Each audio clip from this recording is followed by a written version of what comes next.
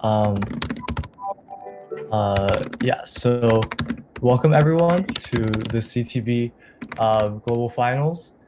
Uh, yeah, we are very excited to have all of you guys present today.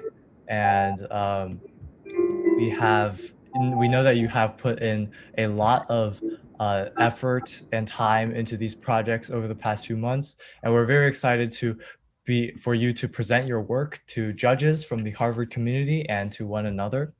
So I'd like to briefly introduce our judges today. So we have Professor Jason Furman, who is a professor of the practice of economic policy jointly at Harvard Kennedy School and the Department of Economics at Harvard University. He was a top economic advisor to President Obama, including serving as the 28th chairman of the Council of Economic Advisors from August 2013 to January 2017, acting as both President Obama's chief economics and a member of the cabinet. We have also Professor John Wagner, who is an architect working at the convergence of public space, art, social justice, and the built environment. His emerging practice in public art, community engaged design, and humanitarian aid aims to utilize design to improve lives.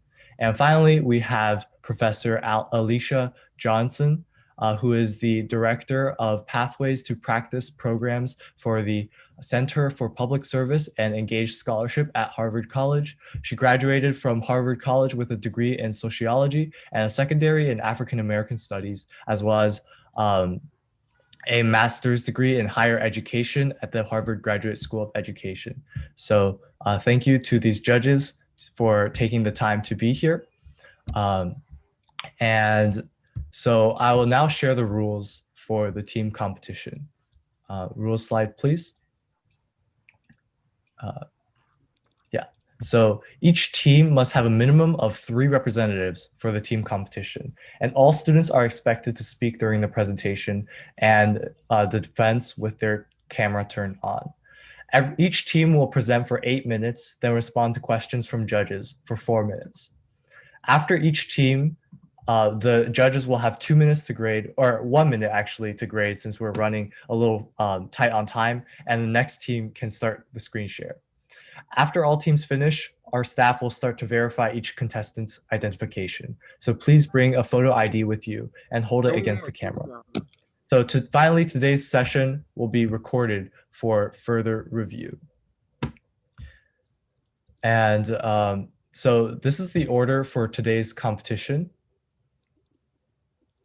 So we'll have team B26, then B4, and so on and so forth. So there have been some minor changes due to some last minute switch arounds, but we kept the order as the same as much as possible. So the order is also final.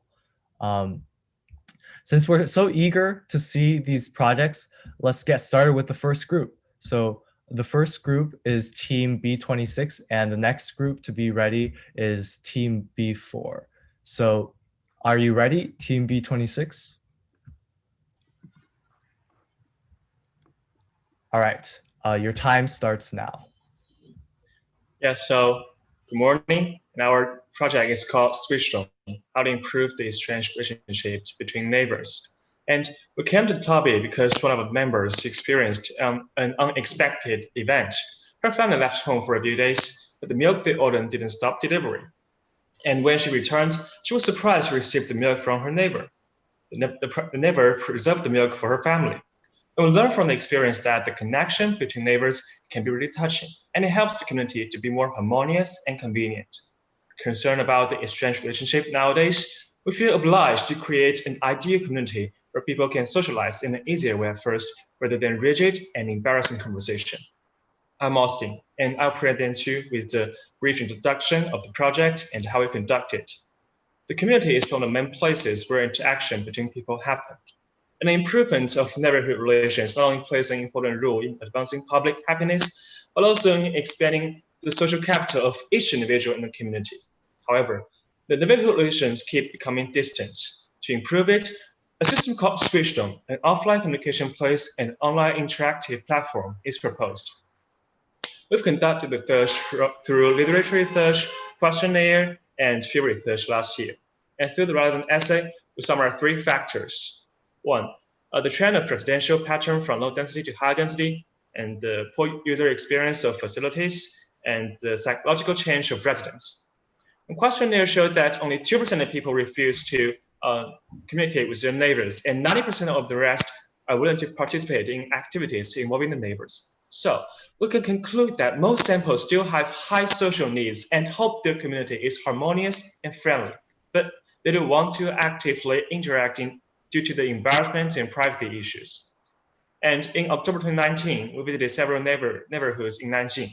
We mainly used methods of observation and interview. The results of the user analysis showed that the high density of residential area makes public places greatly compressed. So it is difficult to form spontaneous communication. And in individual interviews, the problems are basically consistent with the questionnaire. It's embarrassment and privacy issues. Next, let's give the mic to Linda. I'm going to demonstrate the practical scheme of our project. Based on the research results, we suggest that the internet can replace the function of offline public facilities to a certain extent. Combined with case study, we believe that people can indirectly interact with each other through creating media, namely through entity or virtual media, to provide opportunities for direct interaction. In fact, our initial scheme includes 4 steps. First, to construct meeting places. Second, to create activities of exchanging designed items. Third, to establish voluntary organizations and organize activities. Fourth, to establish online forums to promote the activities. After discussion and optimizing our program, our final project contains 3 parts. First, we are going to generate a blind box machine consisting of cabinets that replaces money with objects, creating a way for neighbors to communicate indirectly by changing information and items. The online identity is tied to the owner's name using the elevator card. When the machine is in standby mode, the stories collected on the line can be played in a loop. After awakening by a swiping card, the user can choose to open the cabinet or randomly, and the message of the previous owner can be played on the screen at the same time. Users can also leave messages on the screen after exchanging items. Second, the scheme creates the online thematic communication platform where people can share their stories on the various themes. Third, our program is profitable. Being sponsored by surrounding businesses is the most practical solution. We ought to convert Blind Box Machine as a medium platform for the promotion of nearby communities. For example, we can play the promoting videos of the community theater or the public advertisement produced by the local governments. Consequently, we're able to receive a steady supply of funding, which can not only benefit our community, but also flourish our offline blind box machines development. We also require a business certificate given by the business sector. It includes 5 steps: apply, acceptance, declaration, check, and certification. Although we have already optimized our program, there are still many challenges. Considering the problems of network security and offline machine maintenance, we have worked out a reasonable management system. The community management property can still trace the identity in the background. All users must swipe the card before using the machine. For the outsiders in the community, we have consulted the property. They can install CCTV for supervision. Now let's invite Ethel to give us introduction of our prototype. So first, take a look at our prototype.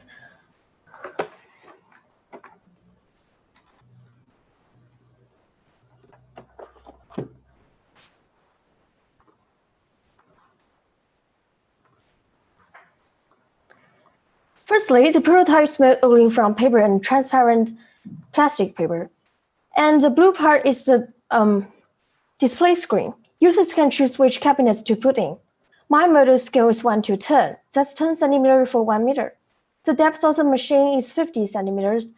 The height of the machine is 200 centimeters, and the width of the machine is 180 centimeters.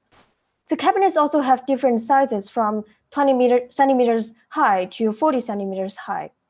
And the display screen is at the height of 1.1 meter to 1.5 meter, allowing most people to operate it without difficulties.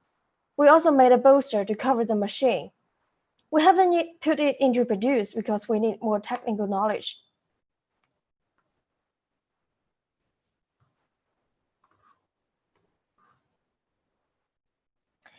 Here's the UI progress of our machine. users can choose the theme they want to attend.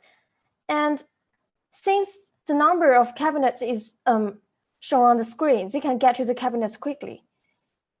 And here is our online program developed interface. It allows neighbors to communicate without embarrassment. It still needs identification to put into use. With this project, we hope that neighbors meet. When neighbors meet, they don't have to pretend to be Hubers and then pass by. Thank you.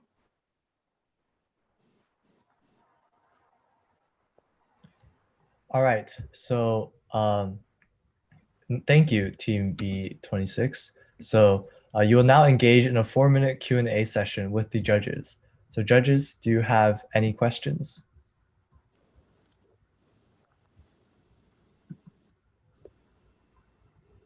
Yes, so my question would be, how will you attempt to find out, whether this works to forge the types of connections you want, or whether it being anonymous and you don't see the other people leads to greater distance between people rather than bringing them together? So how would you decide and learn if this works?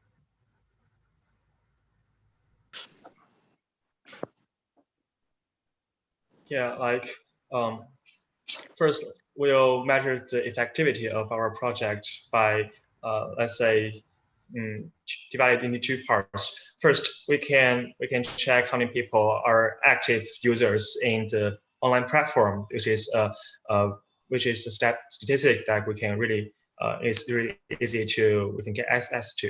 And also we can see how many people are willing to stay in front of our offline blind box machine, and how frequently are the objects in the machine exchanged.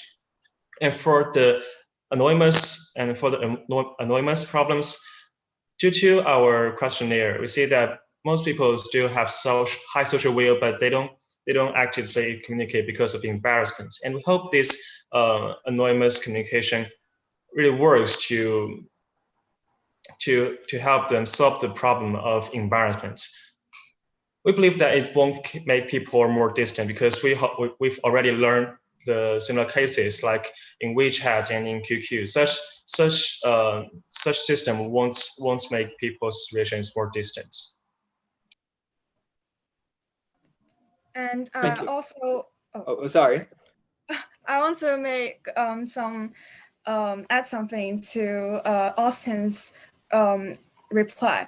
According to our questionnaire, we found that actually our program is an online and offline linkage program. So according to our questionnaire, people's willingness and acceptance towards the online forums is really high. So I think our online program can first stimulate and trigger people's interest on our program, and then they can really act offline to try and experience our offline blind box machine. So I think our online project can also help to help for our offline project. Thank you. Thank you for your answers. Yes, thank you for your presentation. I have a question. So I understand this as it's almost like a shared receptacle for different objects that members of the community can place into the cabinet. And what I want to ask is, how is a user incentivized to participate in both the online or even this real world exchange in the first place? What's their incentive to be involved? 1 minute left. Yeah, we've actually did some interview and questionnaire, and let's talk about the interview. Through the interview, we visited the 3 type of person: the students, and the white collar, and the old people. And the three persons all showed great social wills, but they are afraid that the conversation will be embarrassing. They are looking for a kind of way to communicate with others without worrying about the embarrassment. And this project, yeah, it provides them with the kind of way. And I believe that they will be convinced. They will automatically go to that project and use it to communicate with each other. Because according to Maslow's demand theory, the social this the social is one of main demand of the man's need. Yeah. Sorry for interruption, but time is up. All right, Here. so Thank you. judges, you now have 1 minute to fill out the grading form. And please let me know when you are done. In the meantime, team B4, please get ready to share.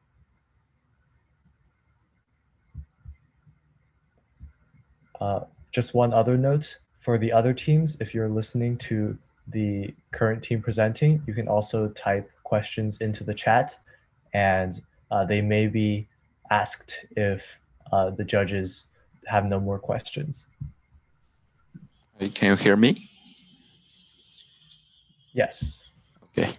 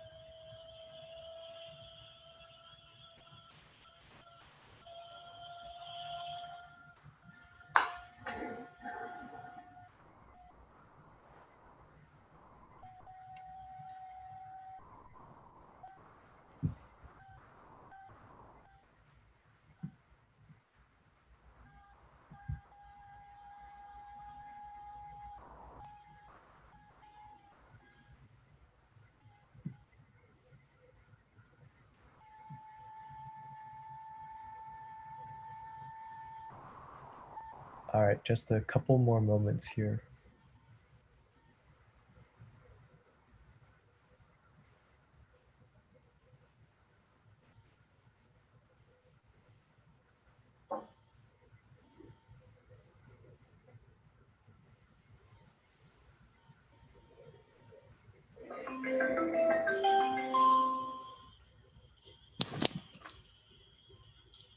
Okay, can we start now? One second for Okay. the last.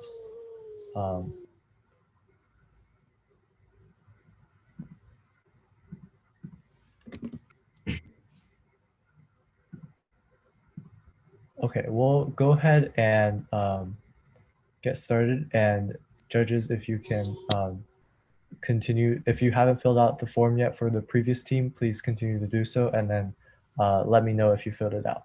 Thank you. Team B4, are you ready? Yep. Your time starts now. Okay. Dear judges, we're senior students from Beijing 101 Middle School, and today is our great honor to be here and to deliver our group project presentation. And we consist of 6 members in our team. My name is Nick Xing, also the team leader of this team. And let's start it.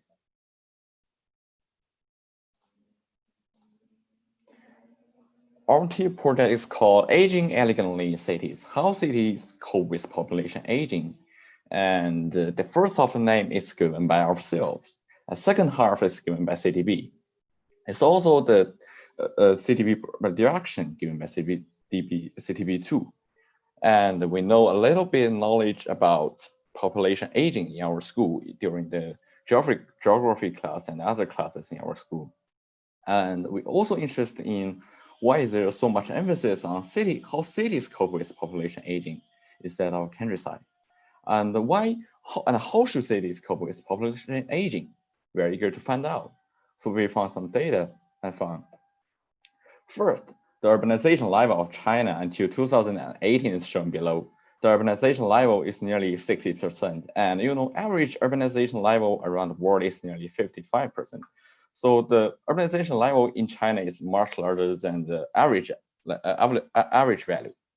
So how Chinese cities face to this problem and try to deal with this problem is become a very significant item. Second, the degree of population aging in Beijing until end of 2018 is also shown below. The proportion of elders in Beijing ranks second in the whole country. So how Beijing can settle down these kinds of elders and to enjoy them, make them enjoy their retired life elegantly, we are eager to find out. So the first step we do is to zoom out the subject. We know there are so much method city can deal with this problem, but we will try to focus on how Beijing community deal with this problem, which is the most basic urban administrative unit. And another reason is that we live in the community, is the master of the community. And through doing the literature survey, we found that in 2015, the state proposed to vigorously develop embedded old age care in urban communities. In response to the national call, Beijing began to build community pension posts in 2016. And the pension post is the extension and subsidence of the function of the township elderly care center. And as the basis of the home-based elderly care services, it can provide basic elderly care services for the elderly in the community. And here are two images that we have recorded during the investigation.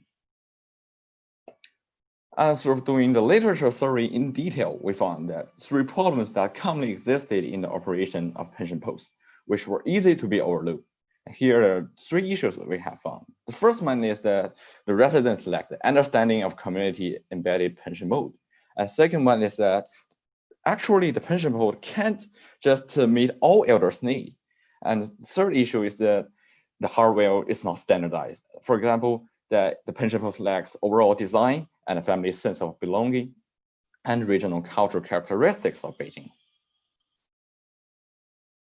And we're also taking them as the entry of our research. Then we propose our hypothesis that are related to that, is that by improving the three existing issues in the pension post, the cities can better cope with the aging of the population and satisfy the elders. And then we propose the speculation for the reason. Here are the three reasons we have found and we proposed. In order to conjecture our speculations, so we create our questionnaire and also create our interview outline, try to do field visit and investigation through face-to-face investigation and try to confirm our conjecture. And we also believe that if we can find the causes of the problem, then we can find a way to solve that problem, which is also our research goal. Second step, begin to explore. During this process, we compress our field visit and investigation for suite of contents into 7 days, from December 8 to December 15 in 2019. The first term is given to the elders, and second term is given to the heads of their own community management organizations, and third term is given to the administrator of 3 community pension posts for the elderly. So doing the investigation, we confirm our conjecture successfully, and at the same time we found 2 issues accidentally. First one is that Beijing pension post does not have unified chain operation. Second one is that pension post actually didn't reach the unified standard set by the municipal government. And through the research have shown above we done, so we proposed a total of 9 suggestions from government perspective, also from the community perspective. And the research report was done in order to achieve the expected research goals. Third, put into practice. During this process, we converted the research subject into the practice object, and also converted the research result into the content of practicing. And we also provide feedback to local community management agencies and pension posts. The local community management agency thinks we did a great job, and also saying that they will pay more attention to the needs of the elders in their future work. That means we have changed their understanding of elders' needs, And also make them realize that there are also some other needs that except for the daily needs, also the ranking of the needs. On the right side, that we show in the diagram that we have created. And here are the 7 needs. On the left side is the affirmation given by Dongcheng District Yanjiayuan. And due to the outbreak of COVID-19 that we haven't submitted our feedback to the pension pool that we have do the interview and the investigation, but we will try to follow up and implement it when the situation gets better. One minute left. So secondly, we presented about the layout design drawing of the suitable Asian community service facilities to Beijing Capital Development Group, and they gave us full approval to our design. And then we also submitted a proposal to Beijing Civil Affairs Bureau about the internal structure and also the layout of appearance about the ideal pension post that we designed. And here are the 2 images that we designed for the ideal pension post. Pension post is composed of 2 parts, and this one is the soul station that we made, and the other one is the body station. Okay. And above all is the research I have done, and in the end, hoping that all elders in cities can enjoy their retired life and age elegantly. Thank you for listening. Thank you, B, for presenting. So you'll now engage in a 4-minute Q&A session with the judges. Judges, do you have any questions?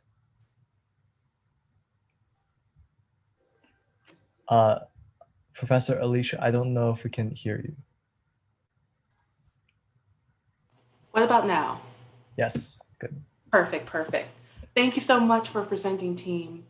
So my question is, it seems like from your research and your studies, you found that one of the problems with the current system is that they weren't able to meet the various needs of the different elders. So some had more needs than others. And so in your final kind of proposal, how do you think your proposal will be able to meet the needs in one kind of condensed environment, or do you think that you would be better served having multiple different facilities to each kind of take care of these different populations? Yeah, we consider this problem deeply, and so we just want to improve our pension posts. And we also, the special things we have done is that we divide our pension posts into 2 parts. The first part is about our body, try to help their elders' body to make them enjoy their life better. And second one is about, about their thinking. And Molly, you can just introduce our pension post to the professor. Yeah, the pension post is composed of 2 parts, and this one is the body station, which includes the clinic and healthcare station. And well, the other one, the soul station, like there includes some CTB or chat rooms for them to communicate with others. So we think that when it combines, it can improve the quality of life. Yeah, and also we try to create some special rooms that try to correspond to the elders' need. And this kind of room is not just created by ourselves and just thinking, oh, this one it is correspond to this one. Is that we try to check out our investigation and the truly needs from the elders, and try to create some important rooms that can meet their needs better. Thank you.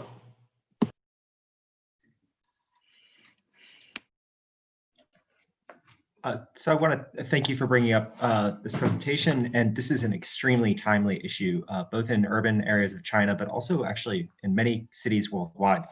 So you had very thorough presentation of the data around issues of access to care for elders in urban areas. But can you please summarize a little bit more clearly through your solutions? You had explained wayfinding, different program areas in the community centers, and you even showed a design of an outdoor space. Can you maybe summarize what are the 3 or more key areas that you're going to seek to improve the pension posts to resolve some of the issues that you discussed earlier in the presentation? Yeah, and because Yeah, Margaret, you can see first.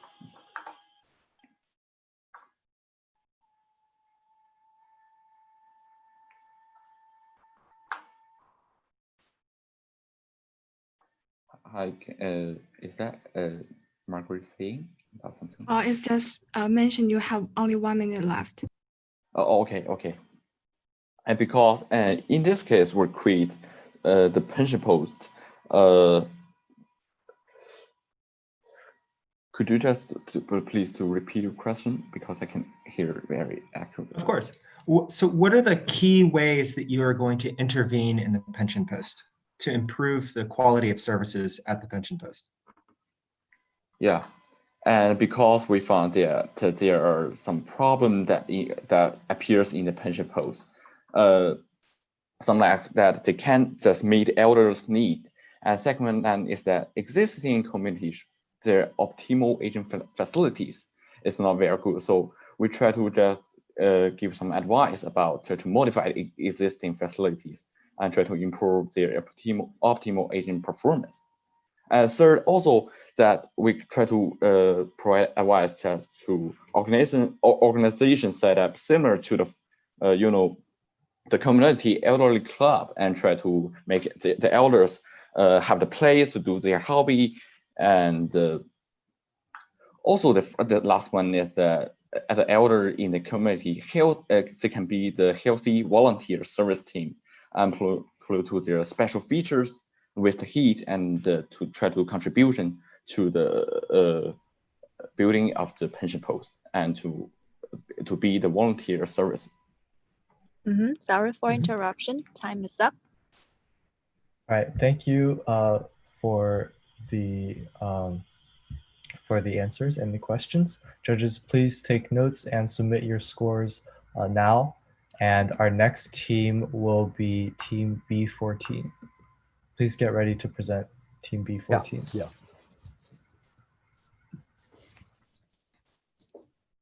So can I share my screen now? Yes, but don't start presenting yet. Okay.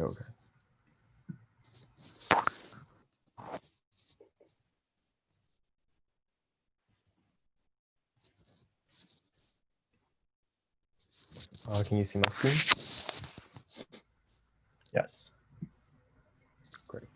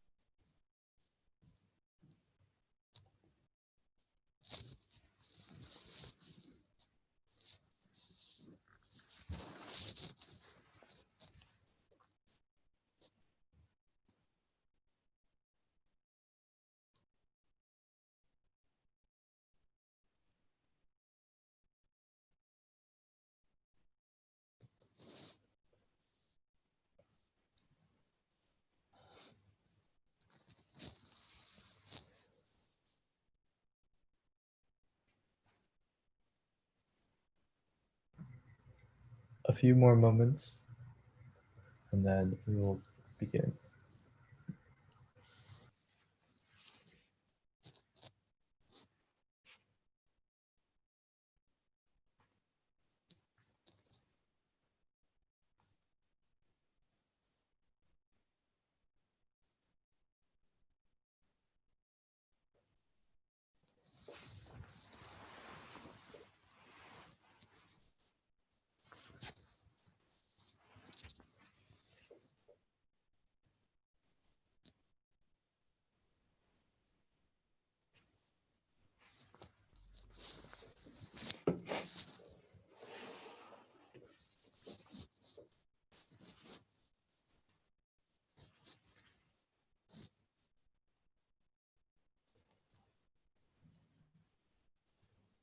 All right, we'll go ahead and get started. B14, are you ready? Okay, yeah, we're ready. Your time begins now. Okay, so our topic today is going to be using WeChat subscription, internet slang dictionary, and TikTok account to minimize intergenerational differences. And the first part is going to be investigation. Imagine the curious expression on your parent's face when you post a fashion picture in your WeChat moment, or said a word you just learned from the internet to your parents.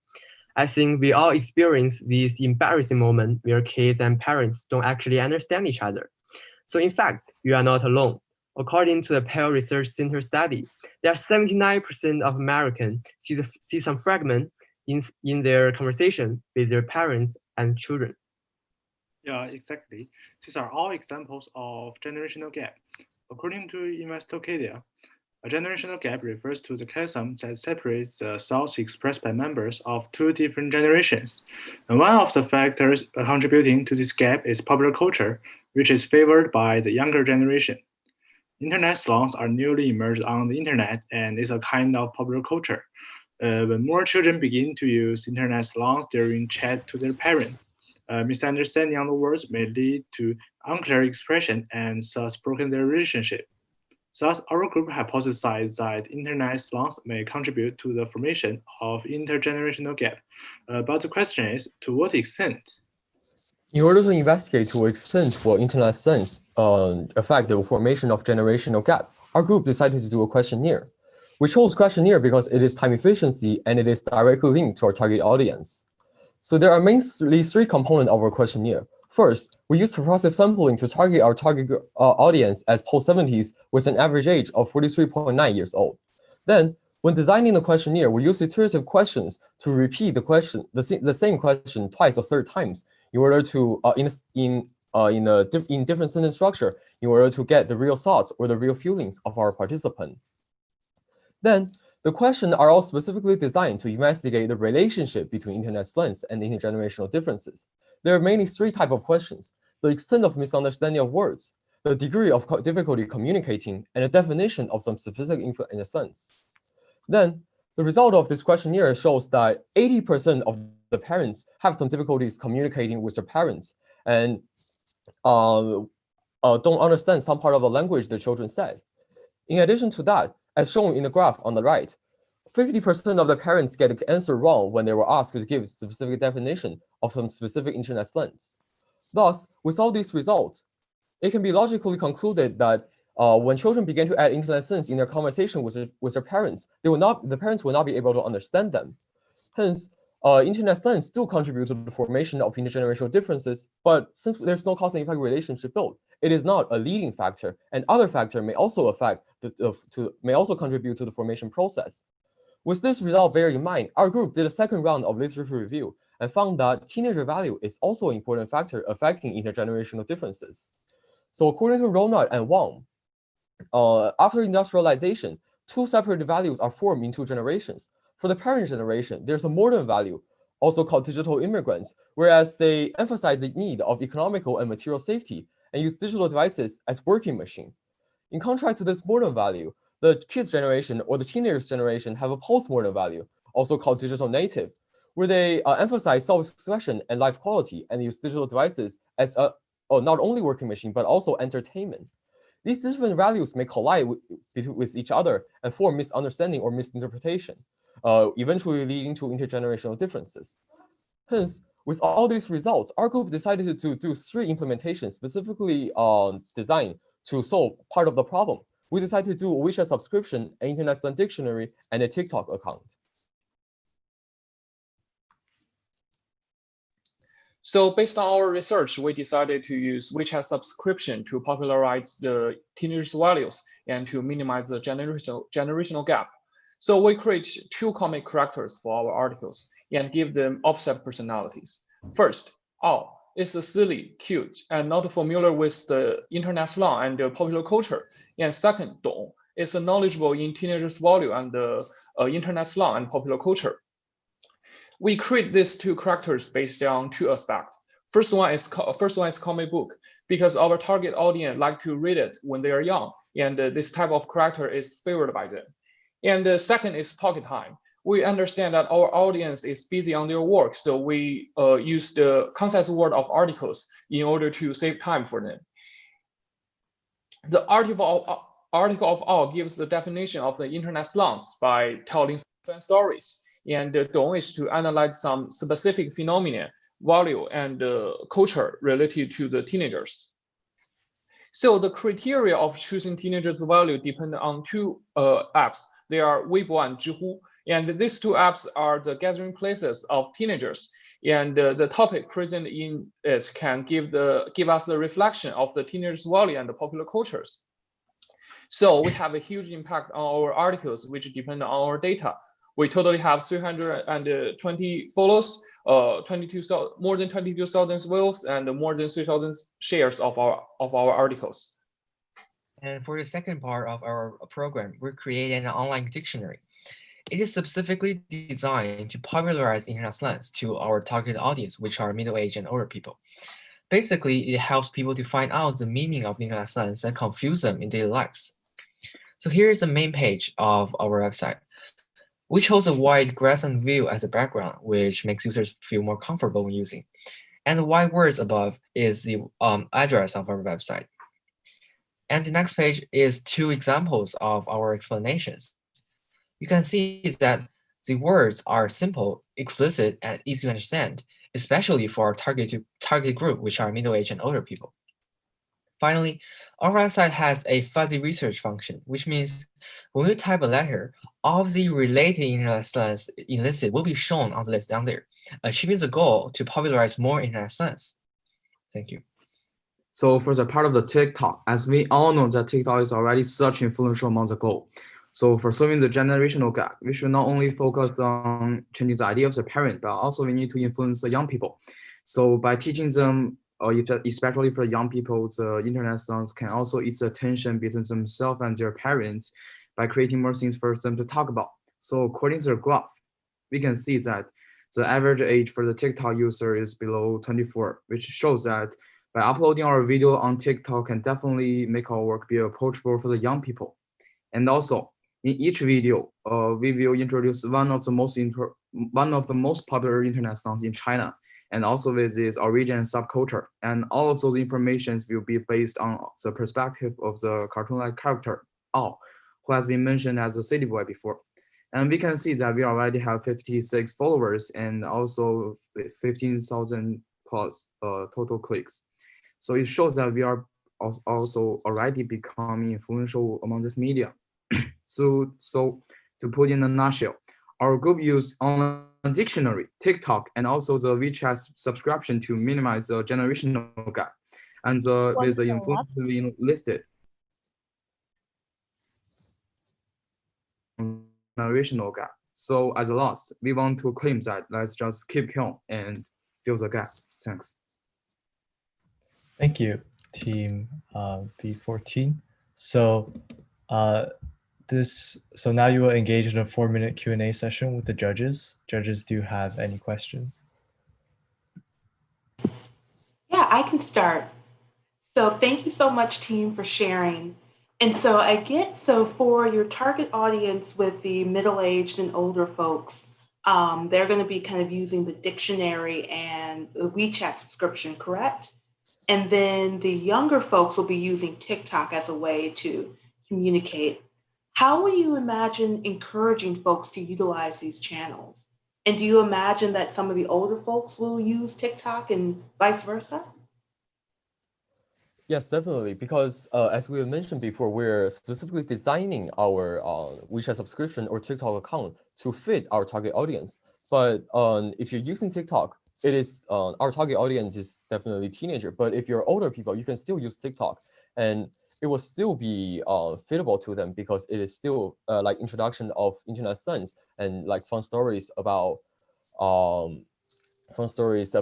internet slangs or teenager values. We're just using different like ways to popularize these things, but their standards are all the same. Where we have created like funny stories, for example, to be a way for them to attract them. We specifically design like funny stories to attract this audience. Yeah.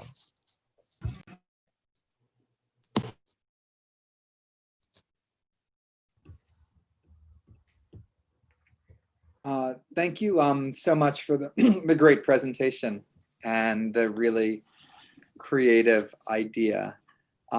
I was interested in, are the people you're going to reach the ones, the older ones, the ones who are actively interested in learning about this? And how do you reach the ones that are less interested?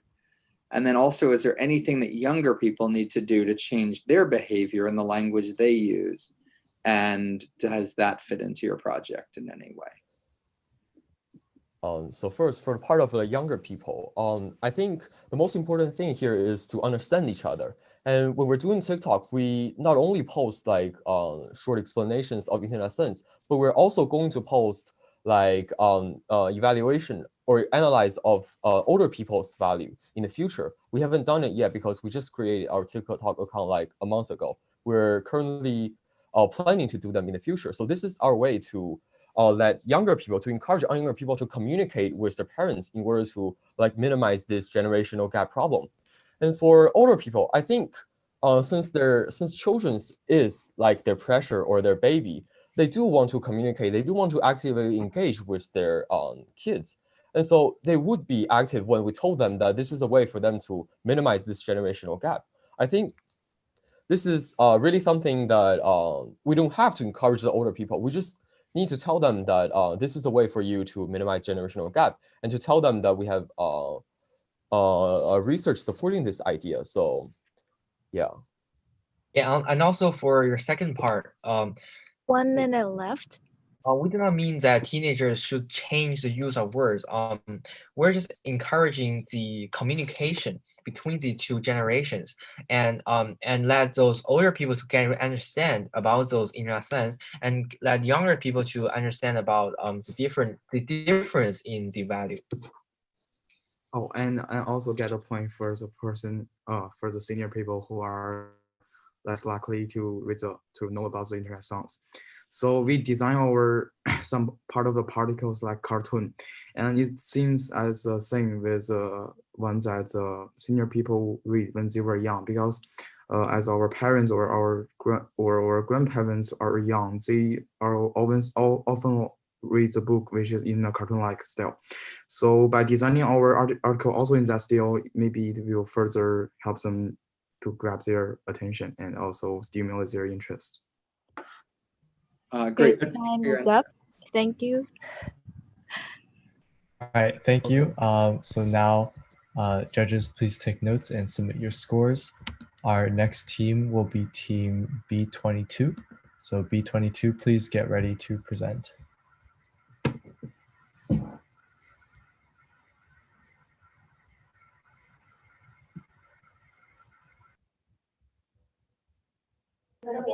Yeah.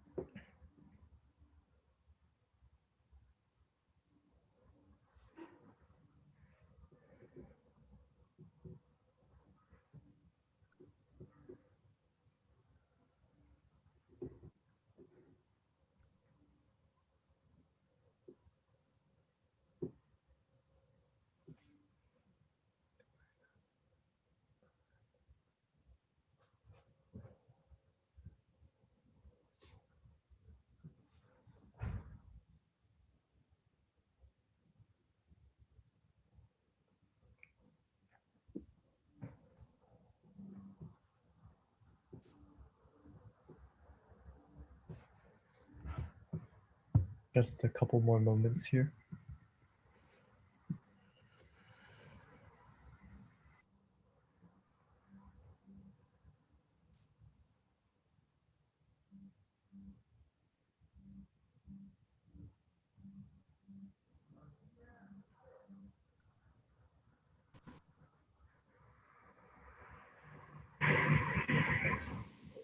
All right.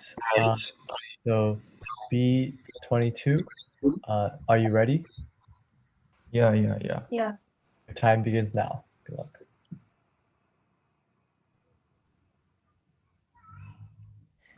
Dear judges, we are B22 Tigers Research Group. Our project is about blind track usage efficiency analysis in Shanghai and intelligent blind track recognition system. We will discuss the problem from 3 aspects: what the problem is, the cause of it, and how to solve it. So firstly, we will talk about what the problem is. China has a great number of blind people. The number of blind people in China is predicted to reach 50 million by the end of 2020. In recent years, under the promotion of National Demonstration City of Barrier-Free Facilities, Shanghai has built lots of blind tracks exclusively for the blind. Once we volunteered in a school for blind children and observed their school life. During this experience, they told us that they seldom or even never walk on these tracks. So we can see that the track's efficiency is very low. So, what is the reason for this and how to solve it? Now we are going to find out why does a problem happen. To find the main causes of a problem, our group adopts 4 research tactics. First, we conduct a public questionnaire survey to understand people's views on blind road construction. Second, we investigate the infrastructure that provides service for the blind, such as schools for blind children and message centers run by the blind people, and learn about their real needs and their current use of blind tracks through communicating with them. Third, we visited several streets in Shanghai to collect the evidence of blind roads problem and conclude the causes of it. Fourth, we experienced the use of blind paths in person, simulate the travel of blind people by walking on a blind path blindfolded, observe the use efficiency, and summarize the problems into several categories. Based on this research, we conclude 7 factors. These are our findings.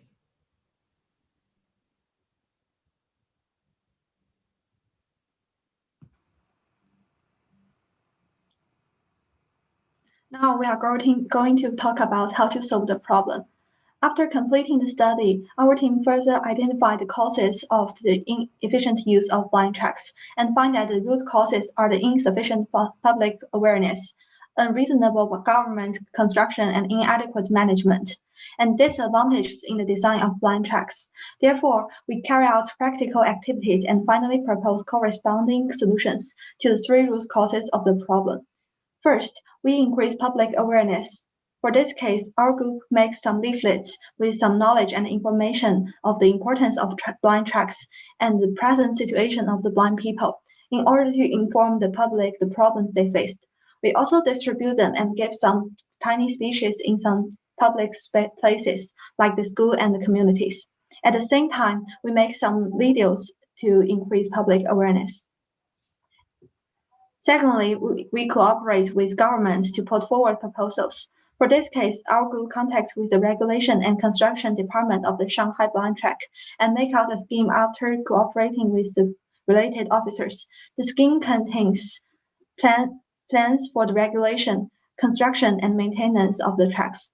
Also, we have communicated with the committee of the sample community and planning to make some testing implementation there, as well as recording the data and the situations daily.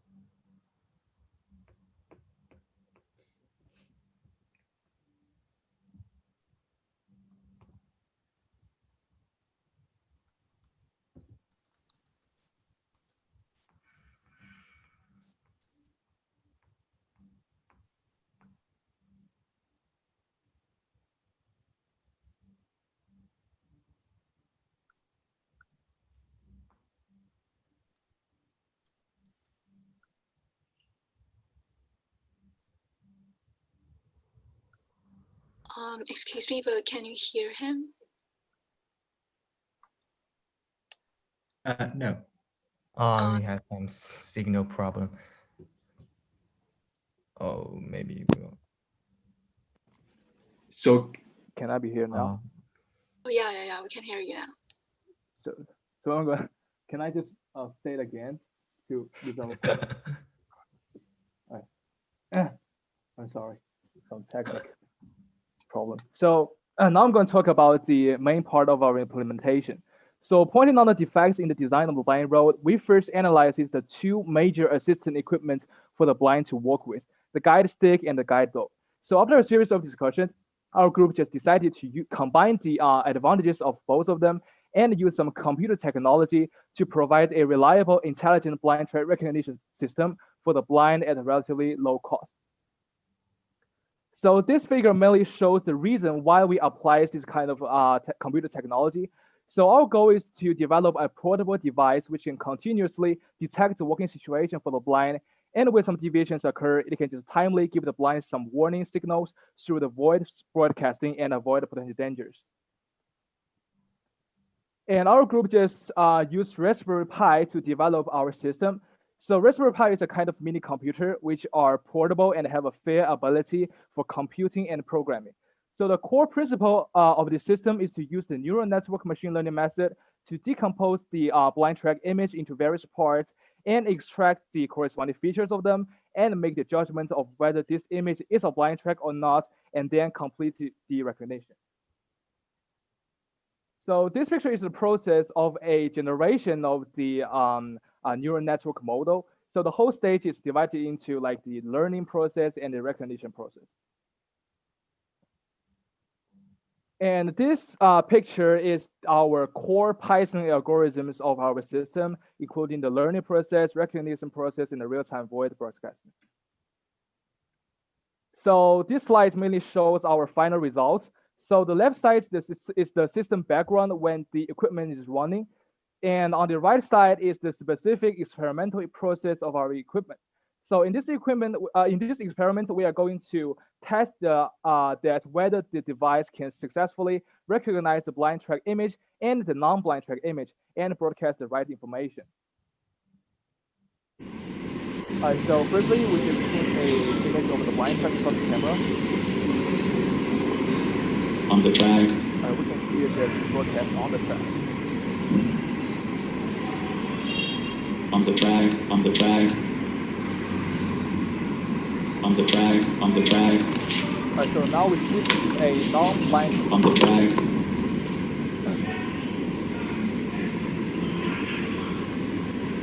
Not on the track, not on the track. So it broadcasts not on the track. So we can clearly hear from the video that the devices has succeeded in broadcasting the different working situation. And although there may be some like delays for a couple of seconds due to the restricted calculating ability for this kind of mini computer.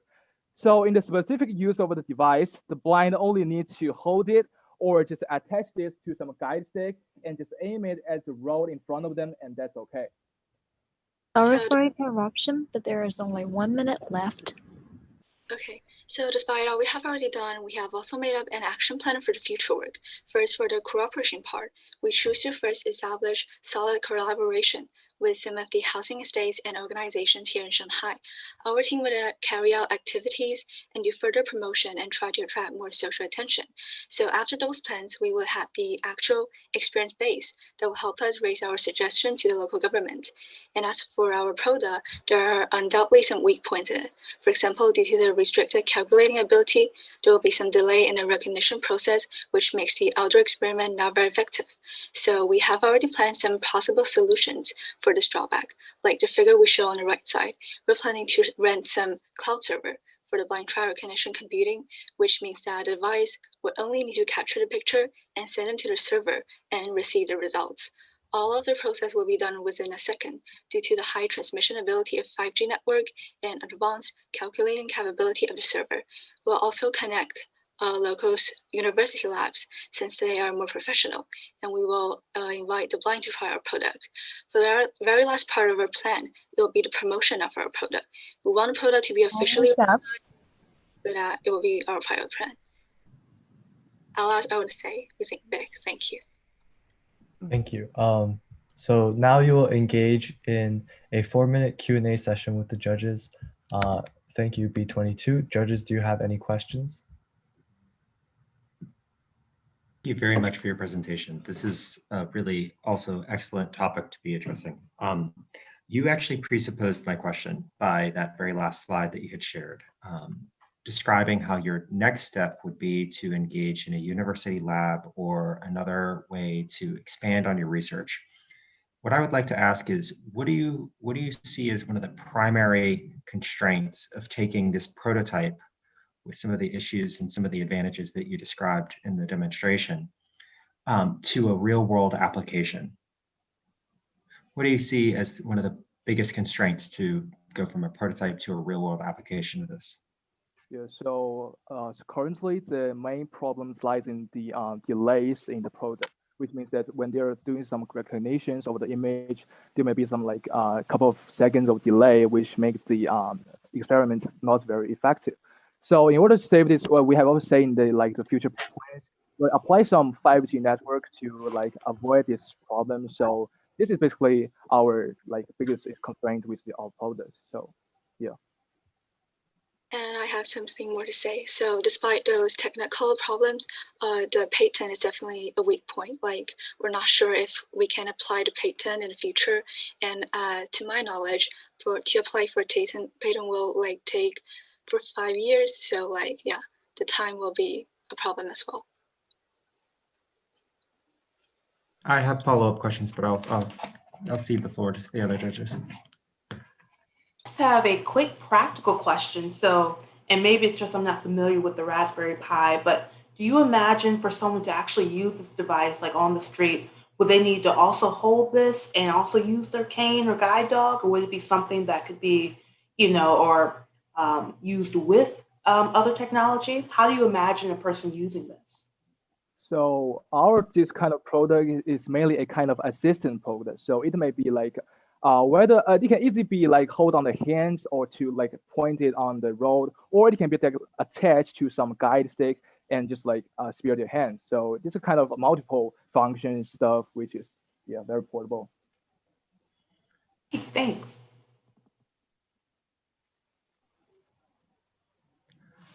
And thank you for the great presentation. My question is, how would it learn and improve over time? And would the experience of one device inform other devices? Or is it just you'd set it up and it would go? So the core principle for this is the kind of the machine learning. So the reason for is I'm going to show this slide. So we're going to put a huge number of pictures into this kind of system, like 10,000 pictures of the blind tracks or 20,000 for it to learn. And as long as the training, the sum of the picture of the training set is large enough, the accuracy will just increase a lot. So we'll just if there's more trainings, the accuracy will increase a lot. 1 minute They left. share that between them. Well, between my device learns from your device, or just my device learns itself? It's just the device that learns itself and just future productions of this. Yeah, it's just you can apply the same coding system to every devices, so it won't be a problem of the machine learning thing. So one last question I have is, what are some of the liabilities if you have a false positive while using this device in the real world? You mean reliability of the liabilities. So if I'm a blind user and it misidentifies the pavement, what are some of the liabilities, and what is the contingency of use when the device may misinform the user? Misinform. So before we just formally reach some kind of patents, and it's honestly say we don't have a very mature kind of product at present. It may have some technological drawbacks. So we're gonna just increase the accuracy to a very ideal percentage before we just formally put it to production or do the first works. for this type. And also, you can use that with the stick, so it's like double insurance. So to be honest, you don't have to worry so much about that. Yeah. Sorry for interruption, but time is up, and thank you all. Thank you. Right. So thank you again to Team B22. Judges, please take the time now to submit your scores, and the next team will be B3. So B3, please get ready to present.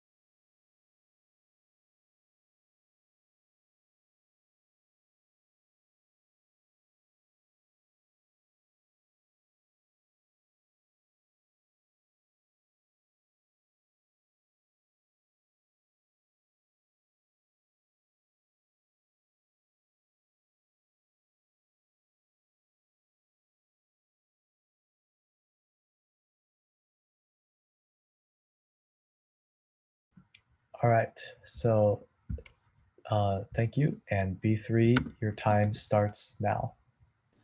Hello, everyone. We are Team Colas. I'm Helen. Let's welcome our presenter, Andy, Carol, and Jane. As we are a group of prospective international students, we wanted to do something that can benefit both ourselves and other students. Someone says it is not important for us to socialize. However, as most of our seniors say, they have had difficulty in socializing at the beginning of their American life. Meanwhile, as a common sense, socializing is a human necessity. As a result of our curiosity to American social life, and we really want to do something not only for ourselves, but also for other students. We engage on our project, Problem in the Adaptation to Chinese Overseas Students to American Social Life.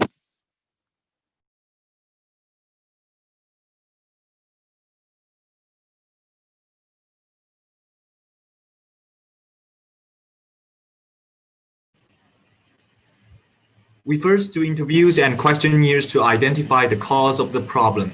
We found that there were 5 major factors blocking overseas students to integrate into social life. The most important one is individual factors, then there's cultural factor, then there's local students factor, then there's environmental factor, and then there's the language factor. And since our solutions are based on the problem we identify, which means each problem has its correspondent solution. So we make a mind map about these factors and solutions. And let's have a briefly look on the mind map. So for the first individual factor in detail, we assort individual factor into 3 different points. First is lack of willingness engaging social life that they came abroad just for study. And then there's lack of courage engaging social life that usually associated with shy or unconfident personality. And then there's lack of vigor engaging in social life that has no time to make friends due to the heavy study pressure. Because of the time limits, we will only choose one factor as an example to show how we approach our solutions and how we support our solution. Let's take lack of vigor as an example. Our solution is to take study as a kind of social life. For example, we have a boy who likes study very much, and he makes a lot of friends through study. They organize symposia and some other activities that related to study. And he uses study as his socializing tools, and he is very successful at socializing. And then let's go to the cultural factor. We are sorting cultural factors into 5 points. Hobbies, like we are unfamiliar with American football, which is the most important sport in America. And also the views of the friendship, like the definition of friend is different between Chinese and American. And also information gaining, like the Chinese prefer Baidu, Weibo, but American prefer YouTube and Facebook. Also some social taboos, for example, we avoid 4 and American avoid 13. And also the intense Chinese identity, like our Chinese sense of belonging become stronger when we are studying abroad. And let's take hobbies as an example. Our solutions for hobby is to exist your hobbies before you come abroad. Like we have a case that a girl in the dancing club, she likes dancing very much and she makes a lot of friends through dancing. And she is very satisfied with her social condition through the dancing club. And then let's go to the local students factor. The local students, they have their own social community. It is maybe absurd for Chinese overseas students just break into their factions. In addition, not a small amount of foreigners have some different types of stereotypes on Chinese overseas students. For instance, like the miser or some huddled together for warmth. The existence of these stereotypes prevent them from knowing a Chinese by heart or without bias. To solve this problem, our suggestion is to notice some major stereotypes on Chinese overseas students in advance, and this is supported by the thesis in sociology book, and which you can see on the PPT. Let's have a briefly look on this pages. And then there's environmental factors. As for environmental factors, we think all environmental factors cannot be changed by individual. We can only minimize the impact of these negative factors. Our suggestion is we should do more research on university, city, or Chinese overseas student proportions before you study abroad. And then let's go to the language factors. Most of our interviewees reflect that it can be overcome by the hard work. So the major factor that is well noticeable is only like at identifying American jokes. Like so many people reflect that they don't know why the American love at in their party. And our solution for that is to watch more American talk shows, TV plays, and knows more about American campus life and also gossips. This is supported by the cases, which also showed in the PPT, and you can see it. Let's take a look back at what we have done and learned this year. First of all, we held an online sharing sessions. Because of coronavirus, we couldn't find a large site, so we turned to the power of the internet. After the invitation posted publicity, we held an information meeting with more than 100 people and received unanimous praise. We interviewed some of familiar relatives and seniors who had studied in the United States for many years, and they shared their experience with us. We summarized a lot of tips on living abroad and published them on a platform such as Public Account and Zhihu website. At the same time, we also make our educational video and send it to Bilibili and Public Account. Finally, we sorted out the documents we found at the information obtained from the interviewer and summarized the most important parts everyone thinks is coupled with exquisite picture and systematically combine the brochure. And we distribute our brochure at educational institution for students and people to read. And at the same time, we'll also forward the electronic version of the brochure in the Public Account and WeChat Moments, and invited our classmates and friends to promote it. We finally reached nearly 5,000 readings. We also learned a lot from the process. In the process of exploration, we continue to overturn the previous conclusion and reduce them to a part we can we're capable of completing. For example, we initially assumed a lot of factors that may affect integration, but we soon discovered that we did not have enough time or energy to complete it. So we turned our attention to the factor that we can change. And during the Dear interview, students, we you heard a have lot 1 of minute left. card we haven't thought of before, and we made a lot of change and correction to our position during the search process. We started to think more comprehensively, and at the same time, our empathy abilities also improved. Finally, we want to talk about our project uniqueness. First, as I mentioned before, we have many seniors and families all over America, including the West, East, and the Middle. So, and there's PowerPoint show the part of our data collection. So I think our data is more true and detailed. It's also diverse because they are from all over the United States. And second, our subjects not only affects many prospective international students around us, but also affects many parents and study abroad institutions, so that parents can care about learning while also paying attention to their children's social life and cultivate their children's ability in this kind of area. So we think it's a very happy transition. Okay, that is all our presentation. Thank you, Team B3. So you'll now engage in a 4-minute Q&A session with the judges. Judges, you can ask your questions. So thank you for that. I understood really well the problem you were talking about and what you learned about the problem. I didn't understand as much about your solution. And so I wanted to understand your solution and what it would mean for Chinese students studying overseas, what it would mean for universities and what they should do, and what it would mean for American-born students. Like our solutions is based on the problem we identify. So we make our solutions based on the problem. For example, like we identify the major, like some problems, like some factors is because of individual. They are lack of willingness engaging social life. And then we just, through our interviews, we find that there are kind of two categories of lack of willingness engaging social life. Maybe it's they fail so many times and give up integrating. And we then asked them about why they fail so many times and give up integrating. And they gave some, it's because of some other factors like cultural factors or local student factors or environmental factors.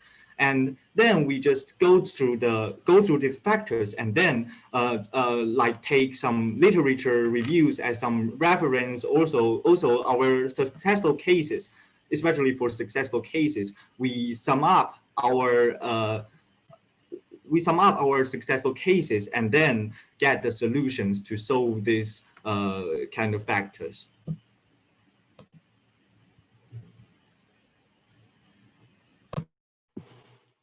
Great, kind of related to that question. So I do think you all did such a ton of great research and kind of identifying the problems, and this kind of graph here that you're showing makes so much sense. I'm wondering, so if I am a Chinese student overseas and I'm experiencing some issues socializing, do I just go to your brochure and I'm able to walk myself through it?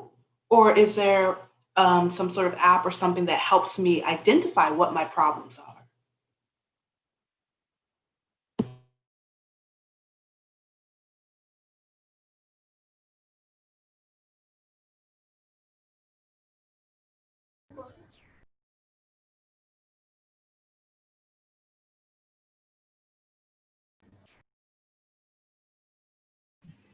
Actually, you can look up for our brochure and we have clear kind of mind map.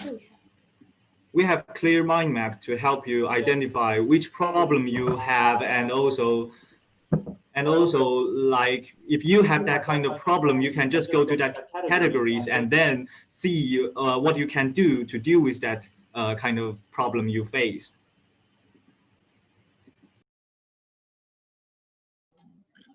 So if I've gone to the brochure and I found some of the problems that I'm facing as a student, what could some of those solutions look like?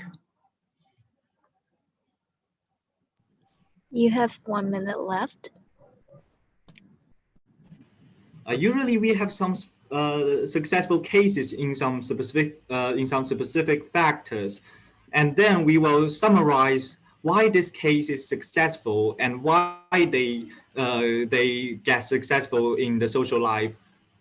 So you will like just take their successful cases as reference and try to like overcome these difficulties.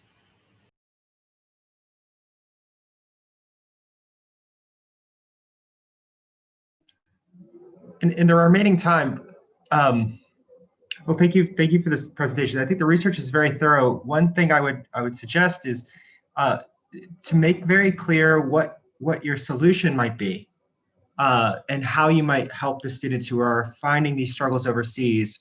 What kind of examples would you share with them to encourage them to take a look at the brochure? You could say an example that one of the students faced and how they overcame it from the solutions that you've researched and have anecdotally provided. So that way you entice a user or you entice a student to really take advantage of the service that you're trying to offer. Yeah, in our brochure, we already talk about the different things we can, different solutions we can use, the students can use in their different situations. And it is very detailed. And we also give some cases. Maybe because it is in Chinese, it's a little bit difficult for you guys to understand. But actually, it is very detailed. This part is the tips, and this part is the examples. So in our brochure is quite clear. Because our solution is really huge, we distinguish them into different categories. So it is hard for us to say all the solution to you guys. That the map we already offered you guys is some of the solution.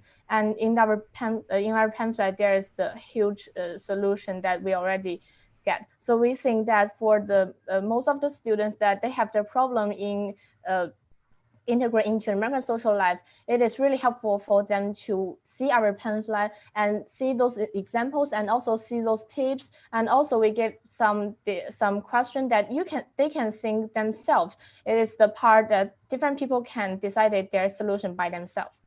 All right, thank you, Team B3. So that concludes the Q&A session. So judges, please take notes and submit your scores. And our next team is Team B6. Thank you, B3.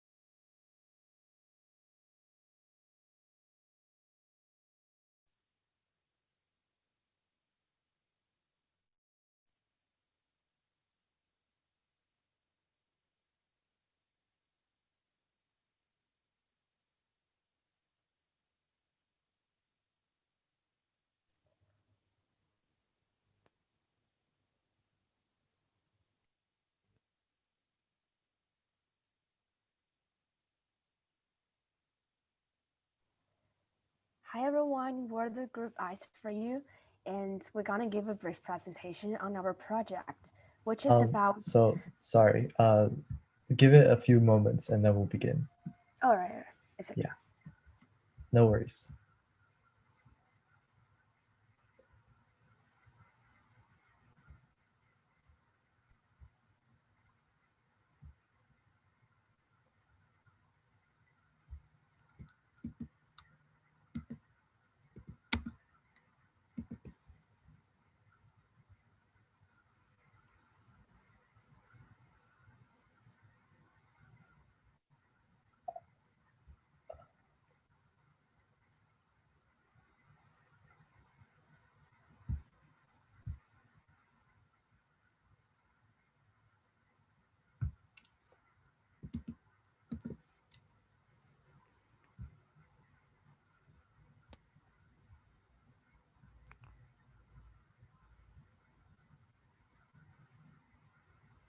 All right, Team B6, are you ready?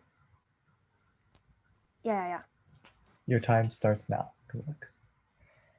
Hi everyone, we're the group Eyes for You, and today we're gonna share our group project to you guys.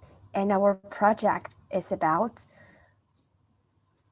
improving the low utilization rate of specialized roads for blind people in Beijing, which is kind of similar to the group that's before. And we're gonna introduce our project from these two aspects. And firstly, we'll briefly go through why we chose this topic and some surveys that we did. And then we'll talk about our practices and our future plans.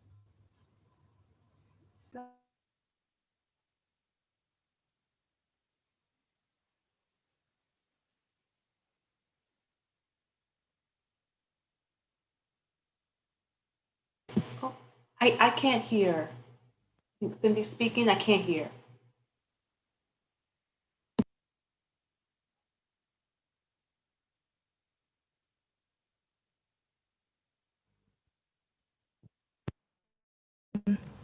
What about now? Perfect. Okay, so I will go on with my sharing. Sorry about that.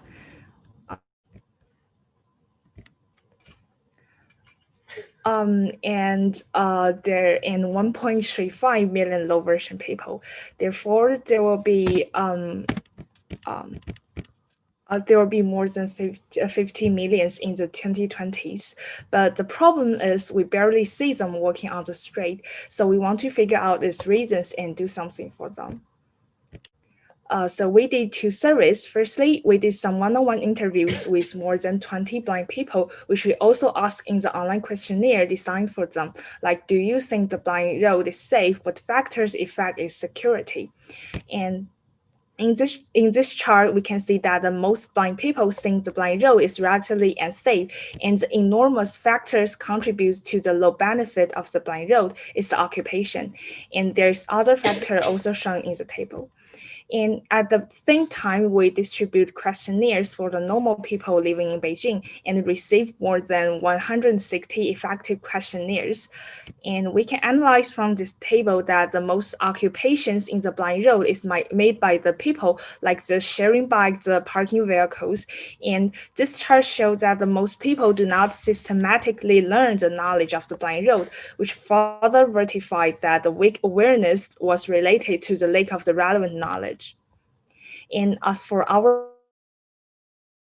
practice, in order to increase the public awareness to maintain the blind road, we create our official account, and here's our WeChat QR code. And in the account, we regularly publish articles and small videos about the blind road in order to popularize some basic knowledge. And at present, there are more than 3,000 readers. And then I'll talk about our second practice, which is about our blind cane. And our blind cane mainly have three functions. And the first function is to remind users to turn. And the second function is to prevent the users from falling because of the height difference. And the third function is to help them to avoid obstacles on the road. And during the whole process of designing, we constantly ask for blind people's opinions, and we also record an audio to introduce our blind canes to them. And then I'll briefly introduce you guys about the working mechanism of our blind cane. And our blind cane mainly have four compositions. They are wristband, a handle, a stuff body, and also a stuff tip. And this is an overall picture of the stuff body and the stuff tip. And our cane is used the PLA material because it's lightweighted and also has strengthened. As you can see, we divided our blind cane into several parts, and each parts are connected by electromagnet. And that is because in our one-on-one interviews, we got to know that blind people usually stuck their canes in somewhere like wallet, and they try to pull it out, but their canes is always broken. So we apply electromagnet in the connection part, which has a strong recovery ability. And also, this is a camera. And the camera here is to enable our blind cane to recognize the blind road. We use a signal model on the SCM and learning and training results of Baidu AI on the network to obtain data and make a quick but also more detailed analysis of the situation on the road. And This is a small infrared digital detector, which is at the tip of the cane. Its working principle is to output high voltage when there is no obstacles in front of the probe and vice versa. We define a judgment range by analyzing data that we collected. And if the value that the camera tests during the using process is within the range, then it is judged to be there's no obstacles and no height difference. If it is not within the range, the microcontroller will judge it as an abnormal situation. And finally, all the information produced by the king will be transmitted by the buzzer or microphone in the form of sound, because there are blind people that cannot see anything. And we also add a small vibrating plate on the blind king to transmit information through different vibration frequencies towards different directions to give blind people more specific instructions of where to go or how to go. And what's more, we finished a specific introduction that explained the working mechanism of our blind king. It includes some graphs and particular explanation on each part of our king. Well, it's a pity we cannot share all of this to you now because of the time limitation, but we already put a QR code at the end of our PowerPoint, and you can feel free to scan it after the presentation. Okay, so the left picture here is the handle of the blind cane. According to our 101 interview, many blind people complain about discomfort of the old blind cane which hurt them hand and they use it for a long time. So we make it a little change and improvement on its comfort. What's more, on the waistband, we apply different material in different seasons. In the winter, we use fur as a material which on the waistband, which make them getting warm. And in the summer, we use polyester fabric to make it have a nice breathability. So for our future plan, first, we gonna invite blind people to conduct trials and record the successful trial rate of the blind cane and carry out debating. Second, we are going to ask for the investment from the company and organization in order to product more, and the finished product will be sent to the relevant institution of the visualized impairment in Beijing. Sorry to interrupt, but you have 1 minute left. In order to raise the public awareness on the blind road, we come up with some future plans. We will hold some activities or lecture about current problem on the blind road and activities such as stimulating the blind people working on the blind road in the more community and school. Also, we are going to make a documentary about the current situation of Beijing blind road and make blind people's ways to travel. And basically, that is what our presentation is all about. And this is a QR code that I mentioned before, which includes specific working mechanism and principles of our blind king. And thanks for listening. Thank you, Team P6. So now we will have a 4-minute Q&A session with the judges. Judges, do you have any questions?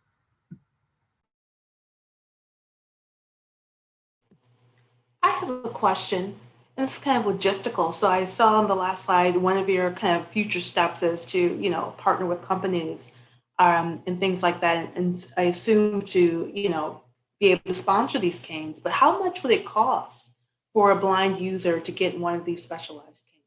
Or did you guys think about that? Yeah. Like we really think about that carefully. Like the cost of designing or producing a blind cane is about 200 yuan or so, but we don't want to sell those blind canes, but we want to hand it out for free. Like in China, in some organizations, blind people can get some special phones designed for them, particularly for free. And we wanted to make the blind canes also a product that is necessary for them, but also free. And we are still contacting with the some organizations to because we need money to produce them, so we need investment, but still we want to send it out for free, and that's what I will think about.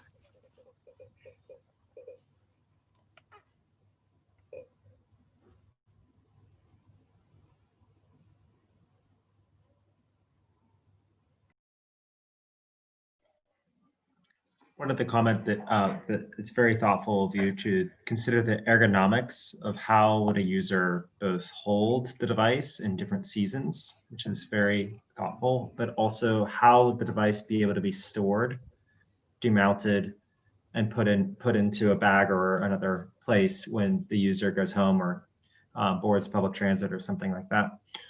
So one interesting aspect of how you're thinking about this is similarly to the problem that was presented by an earlier group, is that you're focusing on how a user would use the device.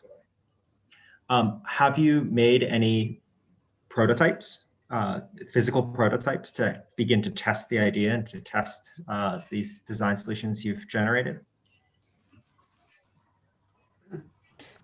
Yes, I used to do some prototypes in my school and to do some basic testing, and up to now the basic testing is okay from our program, and I think it was totally can use in the future.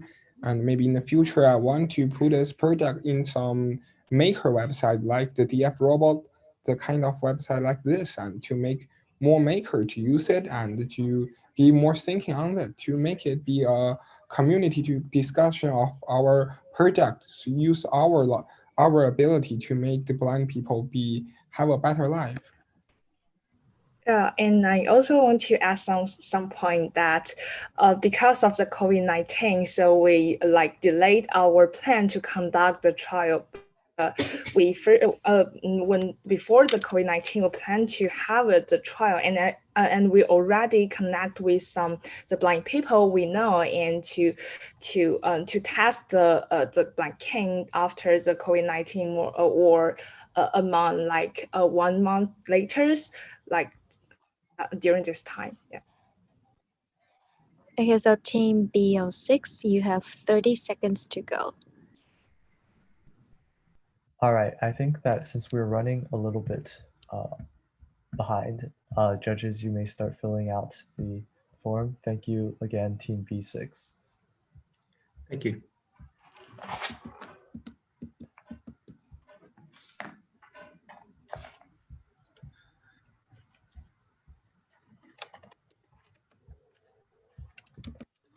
Our next team will be team B29, so please get ready to present.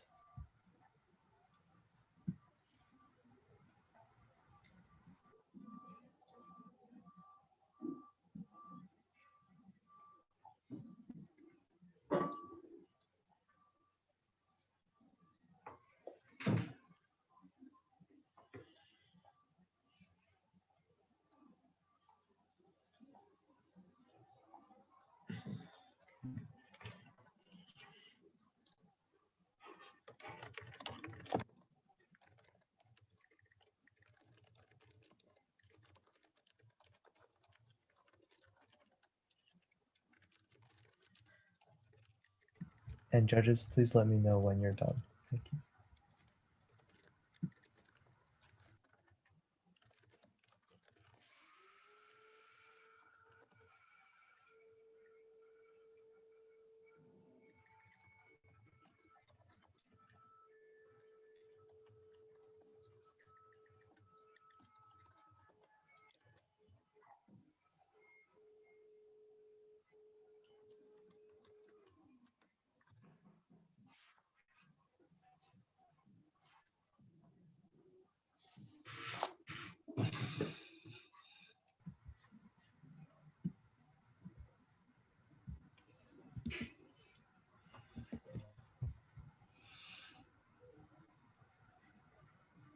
All right, team B29, are you ready? Yes. All right, good luck. Your time starts now. So, hello everyone. My name's Ava Chen. My name is Tracy. So, students always chat about things happening around them in the dormitory, and so did us.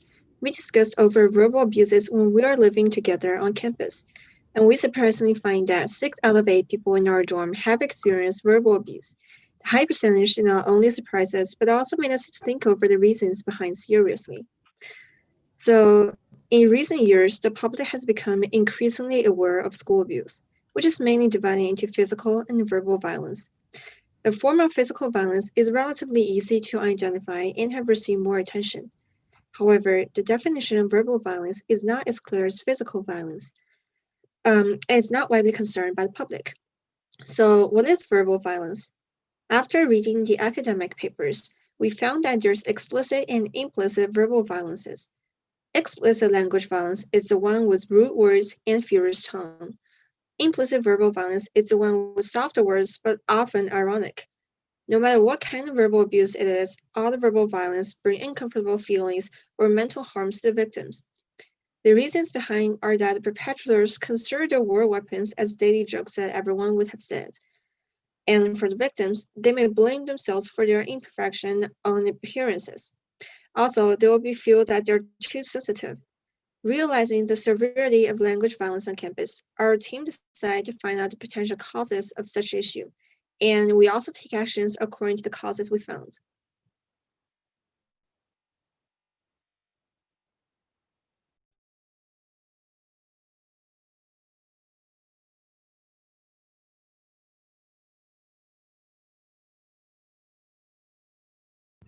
So Nana, are you speaking?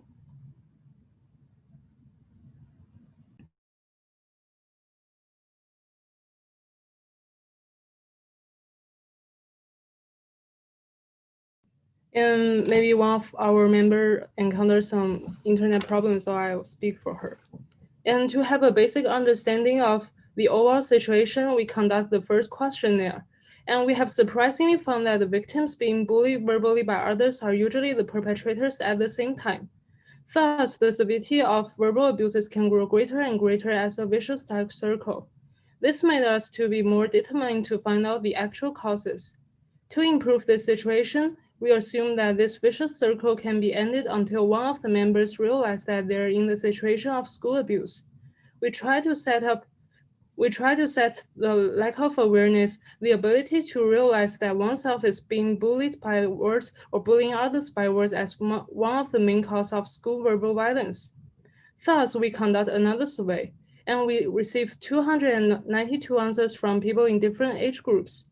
We found out that almost 63.5% of the currently enrolled students will stand out if they realize that someone is bullying them by words. Thus, if people can realize the problem, most of them will start to make a change. So we concluded that the behavior of verbal violence associates negatively with the awareness of the public, meaning that the higher the awareness, the less the verbal violence. Another surprising finding is that people's awareness of verbal abuses has gradually increased. The group of young has greater awareness than the elders.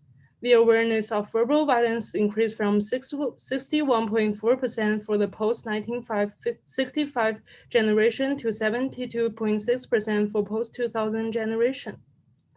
And this brings us to find out the causes for the rising awareness, because these causes boosting up the awareness may be some effective ways for us to solve the problem.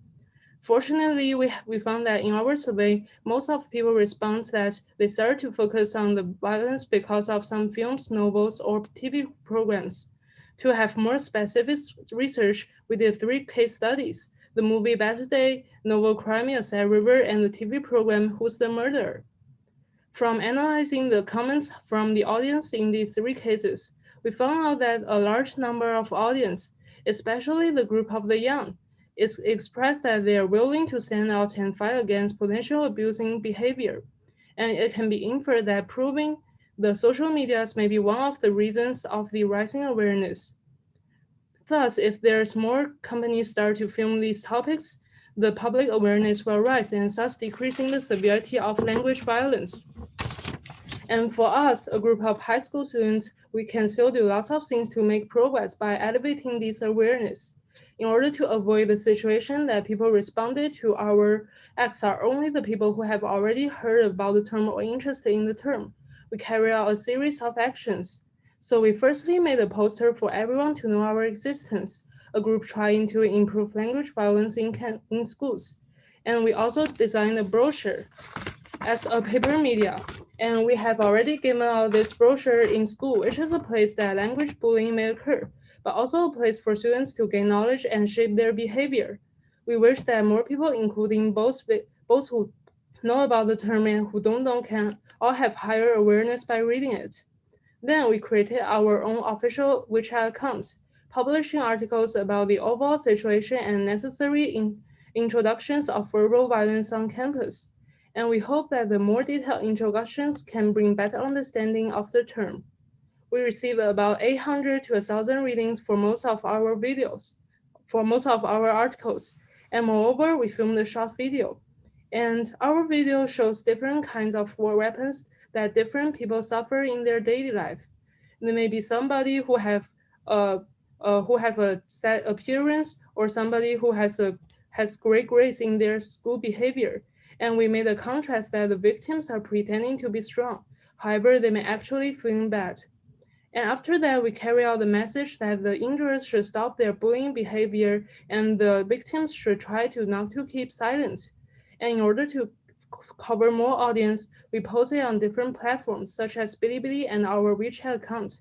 And now please focus on the video.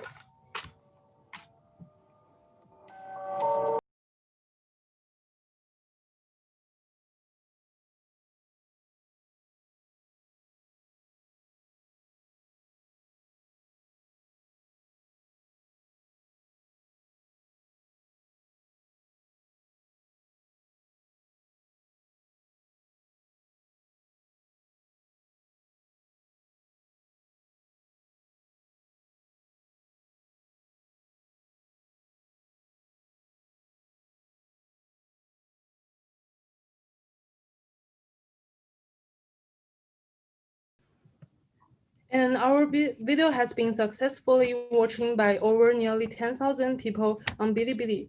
And we have also surprisingly received some comments from people who have experienced this verbal abuse. And though we have made some progress, we also made some further plans given that we have more time and resources. We decided to set up a secret sharing program on our official WeChat account, community to help the victims to share their experience or release their pressure. Besides, we believe that real cases are more important for us to analyze the issue. And after collecting the questions in the tree hole, we will interview an expert to get more professional suggestions.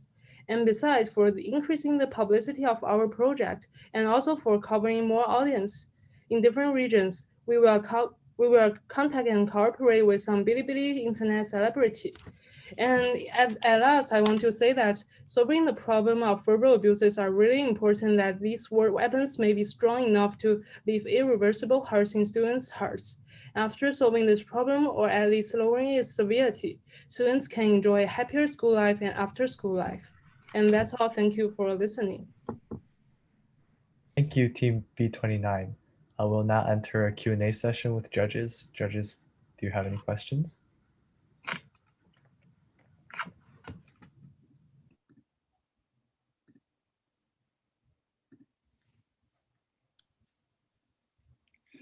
Thank you so much for that presentation and for working on this topic. I think I have two questions. One is, how would you figure out if your plan would work, and whether it was achieving the goals you set out for it, or if the brochures were reaching students who were not doing the bullying, and the ones who were unaffected by it and ignored them? And how do you reach the ones that you most need to reach? So for our projects, we may set another questionnaire after the audience is getting all of our materials. And for the students who are receiving our brochure, after taking a photo with them, we also ask them, what's your opinion on our brochure? And they think that our brochure is good enough that they can know about the basic information of the term verbal violence. However, they suggest us to have more additional information of the real cases. Thus, we are trying to carry out a tree hole in our WeChat account that there will be more students to share their real experience. And the future interview of the expert may help to solve this problem in a more effective way. Yeah.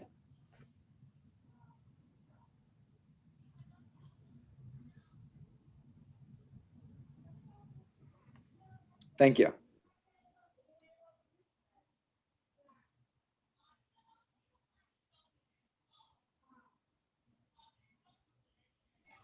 I think the use of a video format is actually really refreshing and very compelling, very well produced. How much do you feel brochures versus other means may most effectively reach your target audience? Because the video and perhaps memes seems like they've been receiving enormous traction. You've had over 10,000 views. Is there a different channel of communication that you think is more effective at reaching your target audience? Yes, I think both of these media has its strengths and also its weakness. So for example, the brochure, it can be given out for the students in our school, but it's hard for us to give the brochure to everyone in our city or other cities. And so now the video should work for that more people to know about the term. But however, for the video, it also has its own weakness. So for example, if you want to watch the video, you need to search the keywords. For example, you need to search for verbal violence. And if you are doing that, it means that you are already interested in the topic. So actually, both of these ways have its weakness. So we think that it's better to carry out them together, that this may help us to achieve our goal better. Yeah. Also, in our future plan, we will contact and cooperate with the internet celebrities, and like the audience of like the fans of internet celebrities will also to be the audience of our project, so we can cover more in our future plan. Great. And so thank you guys for presenting this. So it seems very much like your audience for the videos and the brochures are students and either, young people who are either experiencing verbal violence or are participating in verbal violence. And I was just wondering, how do you see your solutions working alongside like schools or things like that? I know you're like giving brochures out in school, but like, do you think there's ways to connect with teachers or administrators? Yes. So because our main goal is to let the students know about the term, but we also do some works for the teachers to know about it, because actually the teachers' words are sometimes that may cause harm for the students. And in our school, we have told the teacher that we are doing the projects, and the teacher also know our WeChat account. And for the brochure, we are sending it in schools, and some of the brochure are just leaving our classroom. That's the teachers can also read it. And for the videos, everyone can actually watch it. So we are trying to cover more audience, but our target audience is still the students. Yes. Okay, time is up, and thank you all. Thank you, B29. So judges, please fill out the form. We have one more team and we're running a little behind schedule, but hopefully we can be on time for starting.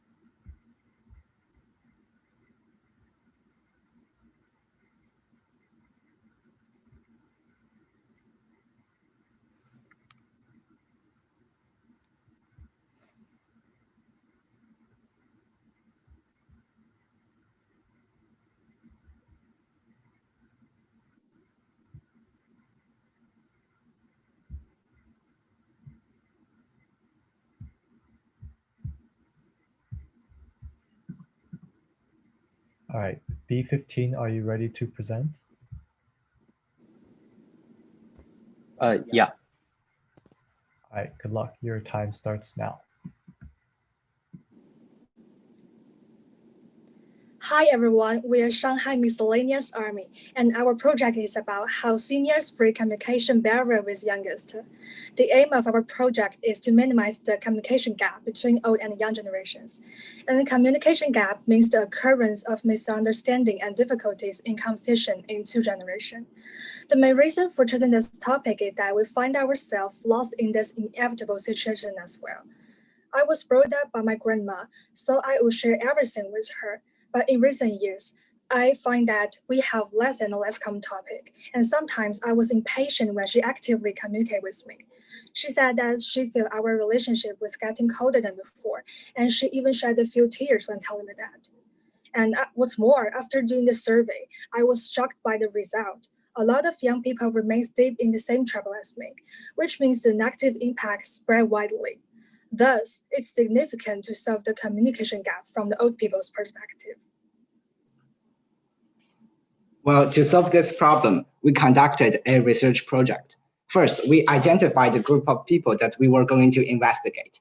We narrowed the age range of teenagers to 13 to 20, and that of the elderly to 55 to 75. Then we analyzed the previous research that was related to our topic and summarized their research methods and the final results. We used these materials as reference throughout our research. Next, in order to determine the factors that caused the communication barriers between teenagers and the elderly, we designed two types of questionnaire aiming at these two groups of people respectively. And we issued the link of the questionnaire on our public account. We received answers from 731 teenagers and 860 old people. In addition, we had interviews with some old people. We recorded their most authentic feelings and the opinions to our topic. Finally, by analyzing the data and the interview records, we reached several conclusions. First, we find about 90% teenagers and 77% old people think they encounter communication barriers.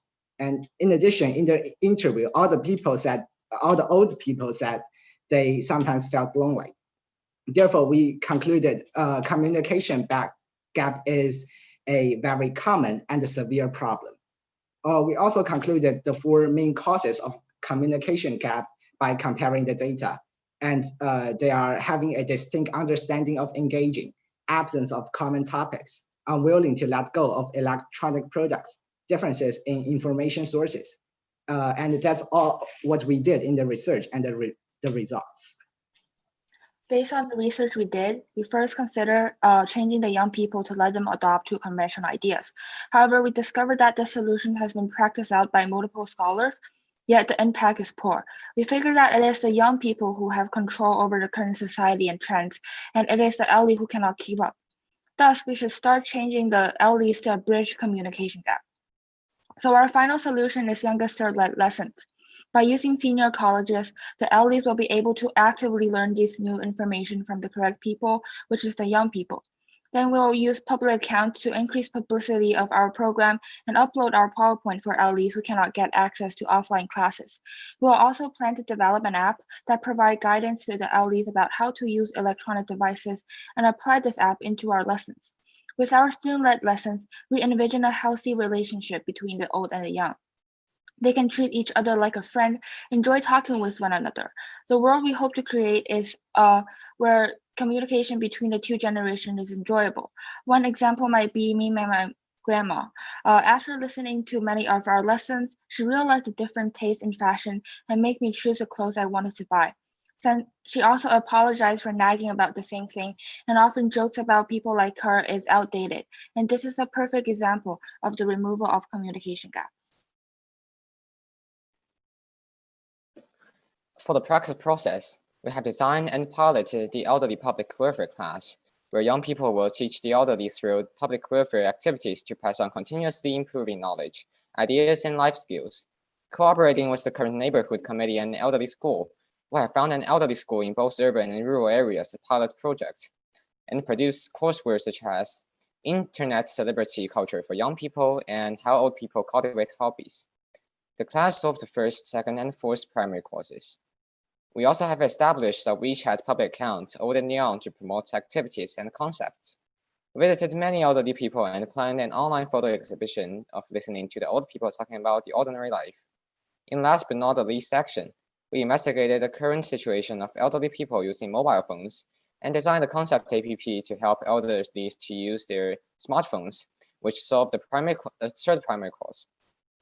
To increase the publicity of our program, we participated in the street carrying activities for the elderly and produced a poster with the theme of grandparents, young people want to say to you. Also, using our public account, people from different regions could also read our program. However, since our program required face-to-face interaction, the outbreak of COVID-19 really impacted us. For example, due to the close down of senior citizen school, most of the pilot lessons of our elderly public welfare class has to be held online. So to talk a little bit about the significance of our project and our future plan. While narrowing the communication barrier, our project not only helps people around us, but would also help the cities and even the whole country. With further work, our work would lead to more fulfilling life for the elderly and fewer hardship of communication for the young people and more harmonious family lives for everyone. Currently, due to the COVID-19, the impact has not reached our expectation. However, our plan has been recognized by the local senior citizen centers, and with further implementation, we have the confidence to benefit numerous people from various age groups. With more resources and time, we would expand our class to other cities in China, standardizing the courseware, teaching method, and course arrangement. For our promotion mode, we adopted the method of pilot first and promotion next. Our class has been piloted in Shanghai and Suzhou, and would then spread to other cities. Our counselor system is now shown on the PPT, and the instructors will be selected from high school in every city, and their position would be classified according to the teaching experience. To maintain the quality, we would require experienced instructors to teach the newcomers about our standard course, and we would adopt a supervising system. We have also established a WeChat group platform in which we can communicate with each other and constantly improve our courseware. The problem we have addressed is the dominant one in more affluent areas. There are still countless difficulties remaining for us to conquer. Team, you have 1 minute left. For example, problems resulting from different speed of development in China, like the empty nesters, and we would strive to address these problems, and for the prosperity of every senior citizen in China, we will continue to move forward, dedicate ourselves to the course of public welfare. Thank you. Thank you, Team B15. So now we'll enter a time of Q&A. Judges, you may also begin filling out the form. Apologies for running late. My question for the team is, how much of the problem is that older people don't understand younger people? Or is the problem that younger people don't want older people to understand them? And if younger people don't want older people to understand them, will they find new ways to shift what they do and say to avoid what you're trying to accomplish? And how does that make you think about your solution?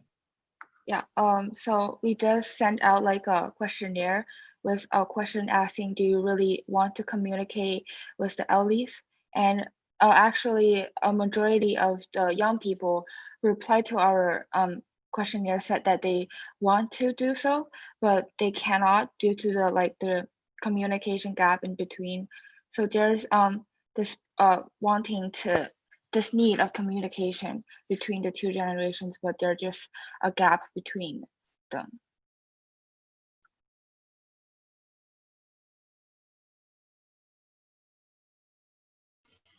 Yeah, I echo Jason's question.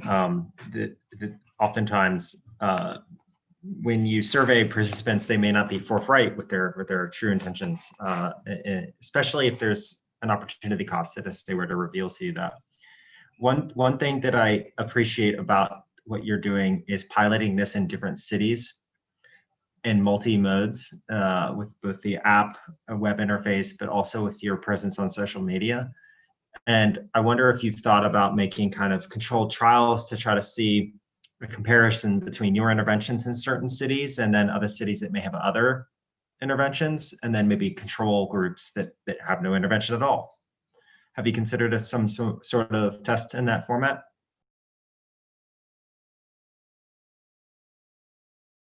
So I think the control group is kind of like our family ourselves, where there's no interventions between, and there exists a general communication gap between, for example, usually between us and our grandparents, because when we met together during family time, we often like cannot communicate based on, for example, on social media, they don't understand these informations.